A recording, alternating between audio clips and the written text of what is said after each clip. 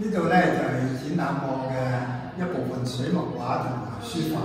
咁呢個第一張咧係小樹嘅一個類似對聯嘅寫法，但係咧就寫一組嘅大字，寫一組嘅細字去呢張書法嘅一個內容。咁呢張咧就係我創作嘅叫書法畫，就係先括咗墨之後咧再寫上書法。咁呢個咧都算係即係我自己獨特嘅風格同埋獨創嘅一種風格。咁地下上邊咧就有唔同嘅字體，有行草，有篆書，同埋有比較抽象嘅潑墨畫。呢兩張抽象嘅潑墨畫。咁呢四張大寫意嘅水墨荷花咧，就係喺傳統嘅中國畫裏面咧，即係話用一種好大嘅筆同埋墨嚟到畫嘅創作。四張易經裏邊嘅金句，第一張係潛龍勿用，就用荷花嘅表達。荷花係彎曲，代表謙卑。咁呢兩個荷花咧，互相喺度行禮，咁代表人生嘅第一個過程咧，要學習謙卑、謙虛。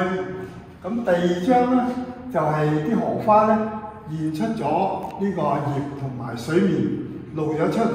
咁佢個畫題咧就叫見龍在田。點樣叫見龍在田咧？就係代表即係話一個人嘅才能咧，就開始表現出嚟俾人哋欣賞啦。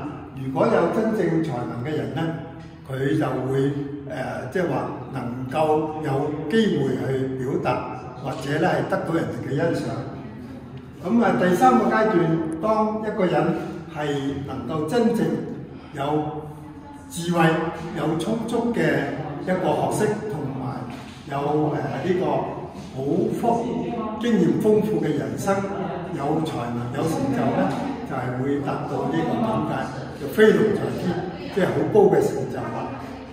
咁呢個畫題咧就用行書，第二張嗰個咧用篆書嚟咁易經裏邊第三章話飛龍在天係用咩嚟表達咧？就係荷花衝上去雲層，上面嗰嚿黑色咧係雲層嚟嘅。咁呢個咧用個荷花咧表達個荷花咧係衝出咗呢個紙面，咁即係話代表咧係達到最高嘅成就之後咧，會容易亢奮。嗰個話題咧叫亢龍有悔。